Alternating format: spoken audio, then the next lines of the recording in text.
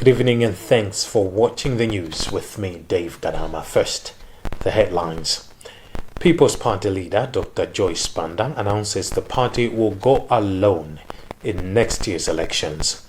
Government urged to boost revenue to prevent overborrowing. And in other news, Dodma seeks 88 billion kwacha to aid over 6 million Malawians affected by El Nino hunger. We have these and other stories. Please do stay. People's Party President Dr. Joyce Banda says the party will go solo in the 2025 elections. She said this during a political rally at Naisi in Zomwe, Malosa on Sunday.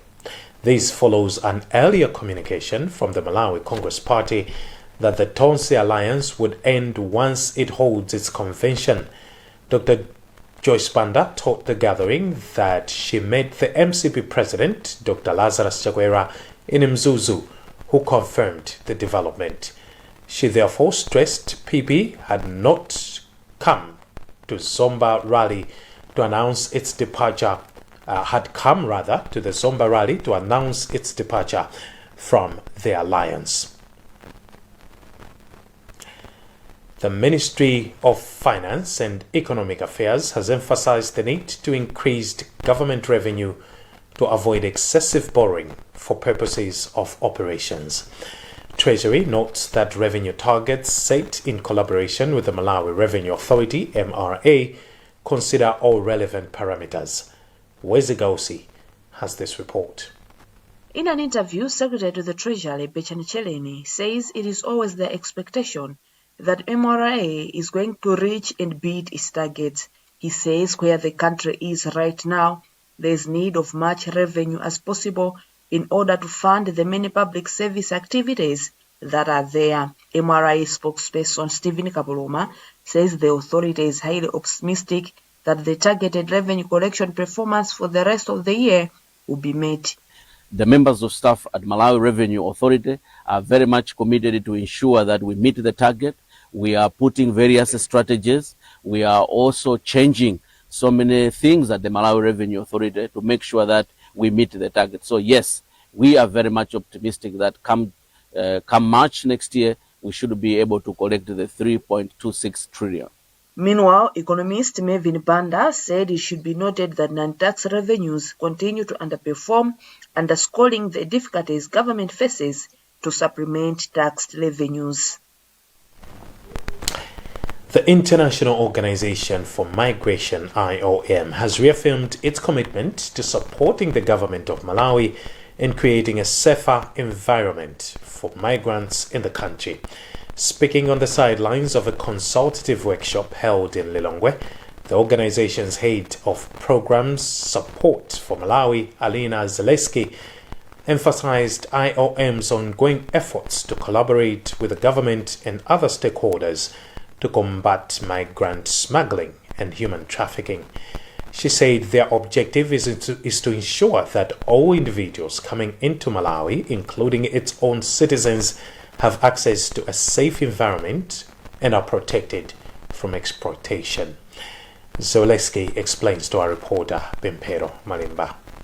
Another area is, for example, disaster risk management. We want to ensure, we know Malawi has been facing a couple of challenges in this regard, but we want to ensure that we actually are building true resilience and sustainable resilience so no one is forced to move. Because migration should always be a choice.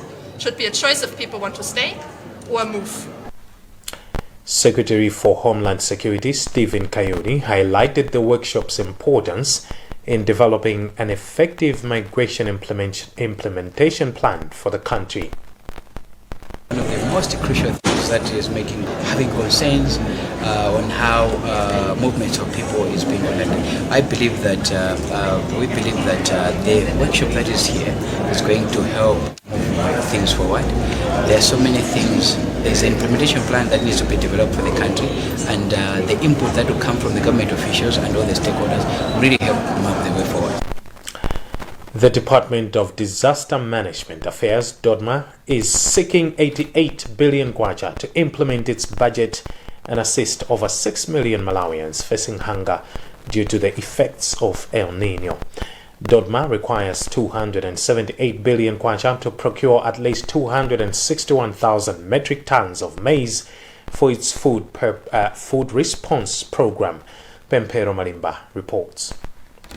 Early this year, President Lazarus Chakwera declared a state of disaster in 23 out of 28 districts in the country, following devastating effects of El Niño conditions that led to poor harvest due to, among others, dry spells and floods.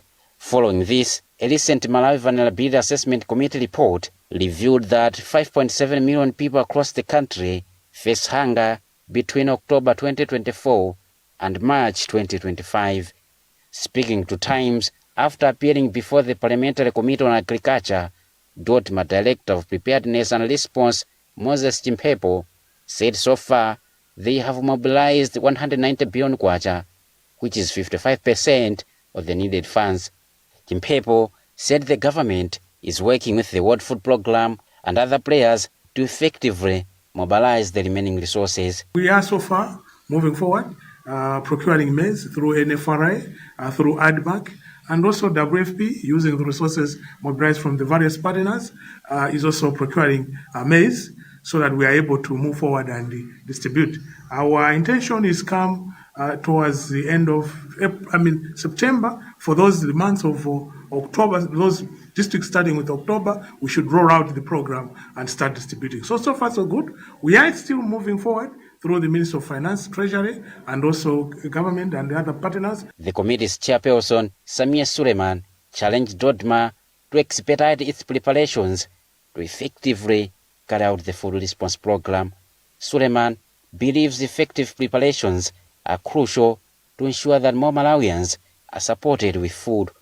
Dodma is expected to support hunger-stricken Malawians in the form of food and money through social cash transfer for a period ranging from 3 to 6 months.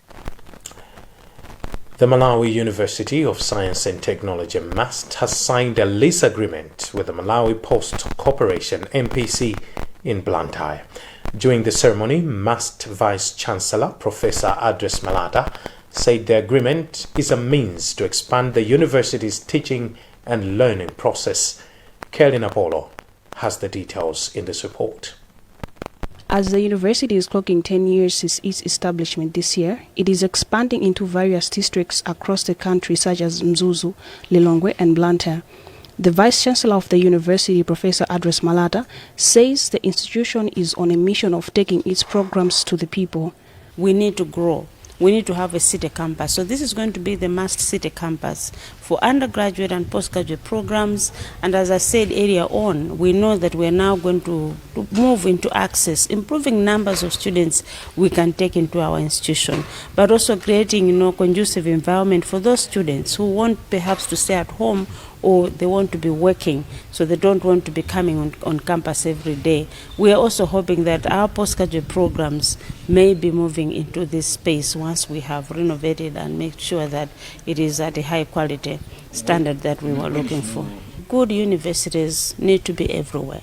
So over time, MAST will be moving even into Eastern region, depending on resources. We also want to make sure that we bring education close to people. Because you can be in a far place, then you are also denying other students who may not be able to come to your campus.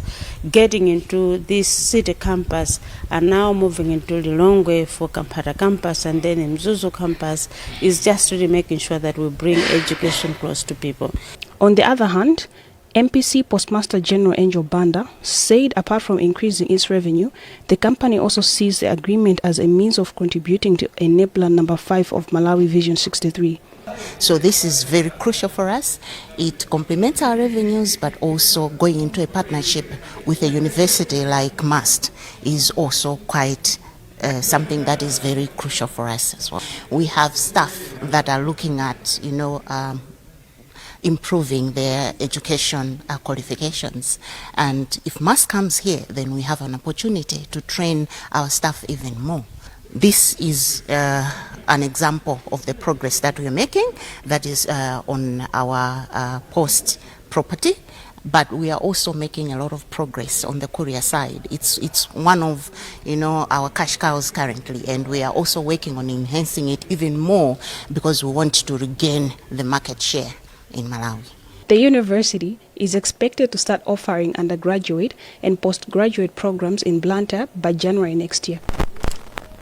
Some communities from Mperembe in Mzimba district have expressed concern over school absenteeism among children of tenants who work in tobacco fields in the district.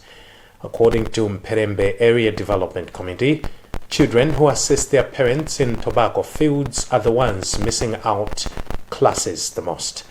Witness Yubere has filed this report read in our studios by Feston Malegezo. Alex Mwira, chairperson of Mperembe ADC, raised the issue during the commemoration of the Day of African Child at Mperembe in Mzimba district. Mwira noted that many families continue to involve their children in farm work to supplement household income, which only perpetuates the cycle of poverty. He said lack of education limits future employment opportunities, leading to low income and poor living conditions. This affects education because if we are keeping people, those who are not educated, we have to expect so many problems even in government. Because those people who have never been at school, they don't plan in so good way. Commenting on the matter, Director of Education and Sports in Mzimba North, Mese Mayuni, acknowledged the tendency and described the situation as critical. Mayuni suggested involving parents and the communities in addressing absenteeism through awareness campaigns to educate families about the importance of education. Since the parents are the ones who are requesting them to go and work in the farm. So at the Ministry of Education, normally what we do is in each and every school, there are stakeholders like the PTA, SMC, and the mother group. These are for a very good law in schools where they move and communicate to the community the importance of school. Similarly, chairperson of the District Child Protection Committee from Mzimba North, Mteze Mukamanga, emphasized the importance of education regardless of a child's circumstances. Generally, what we want to emphasize is that education should be there for everyone, despite the status that they find themselves in, be it a disability. It should not be a hindrance for a child to access education and realize their potential. The commemoration, held under the theme Education for All Children in Africa, The Time is Now, was aimed at raising awareness about the importance of education.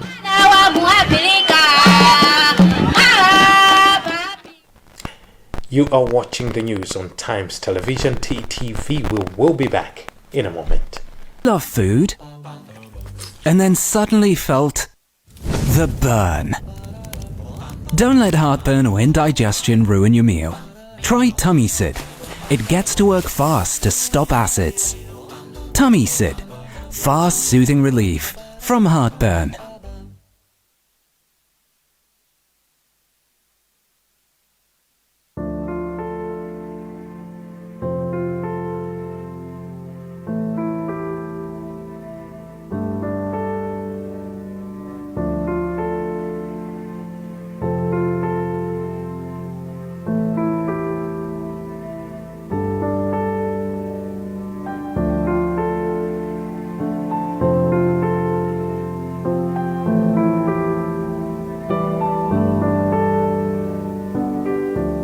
It's a new dawn.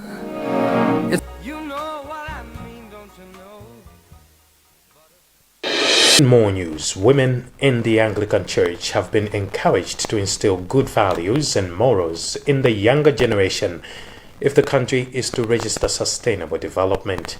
Advisor to the President on Safe Motherhood and Reproductive Health, Dorothy Ngoma, said this during celebrations of the Mothers' Union of the Anglican Church in Zomwe. Ngoma said some young girls who could have been part of transforming the country are engaging in bad behaviors because they have not been empowered by the older generation. Selina Dambola has the details in this report. The Mothers' Union was established by Mary Sumner, who was wife of the rector in Hampshire in 1876, to support mothers to raise their children with Christian values.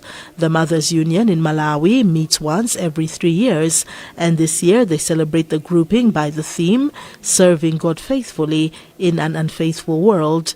National President of the grouping, Margaret Marobe, explains the importance of the Mothers' Union.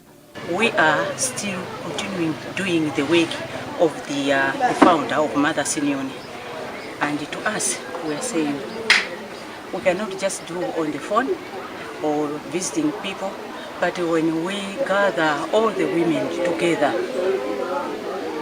the ladies, the members of Mothers Union, they learn a lot, and when they go back they can still continue teaching other people who are remaining behind, because some people they did come here because they didn't have transport, or maybe they are sick. So when they go back, we can say that our ambassadors, they can continue teaching people, teaching the ladies there to continue to make the family be good, or we can say we can upgrade ourselves, we can upgrade our families. And Bishop Alinafe Kalemba of the Anglican Diocese of Southern Malawi called on the Mothers Union to be more proactive in addressing challenges girls and women are facing. When they call girls for these initiation rites, they should try at all the best to make sure that they don't only give them information about sexuality, but they should also talk about education, they should talk about entrepreneurship, they should talk about relations, how these relations affect their own life now and in the life to come. And advisor to the President on Safe Motherhood and Reproductive Health, Dorothy Ngoma, gives her key message for the day.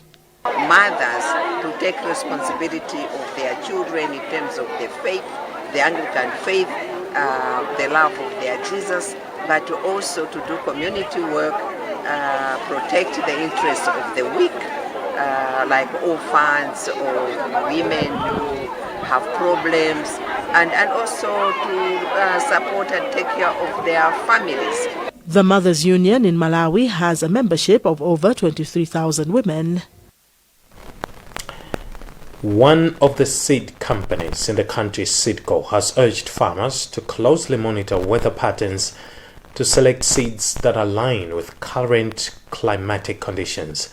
Given the recent El Nino and the expected La Nina phenomena, the company says it is important to choose seeds that either mature early or late, depending on the expected weather conditions. Feston Malagezo reports.